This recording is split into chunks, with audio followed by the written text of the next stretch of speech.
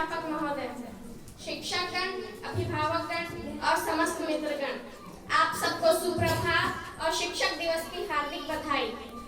शिक्षक दिवस के इस पावन बेला पर आप गुरुजनों के द्वारा मुझे 2 शब्द कहने का सौभाग्य प्राप्त हुआ। इसके लिए मैं आप सभी को तहे हृदय से आभार व्यक्त करती हूँ। जैसा कि हम सभी जानते हैं कि आज 5 सितंबर डॉक्टर सर्वपल्ली राधाकृष्ण जी का जन्मदिन है। उनका जन्म आज ही के दिन अर्थात 5 सितंबर 1888 को तमिलनाडु के तिरुपति नामक एक गांव में हुआ था। वे एक महान विद्वान और आदर्श शिक्षक के साथ हमारे देश के प्रथम उपराष्ट्रपति और द्वितीय राष्ट्रपति थे। शिक्षा के क्षेत्र में अपनी महत्वपूर्ण और अमूल्य योगदान देकर उन्होंने भारत भूमि को अपनी महान सेवाएं अर्पित की। उनके इस पावन जयंती को हम भारत के शिक्षक प्रतिष्ठानों में हम विद्यार्थी शिक्षक दिवस के रूप में मनाते हैं।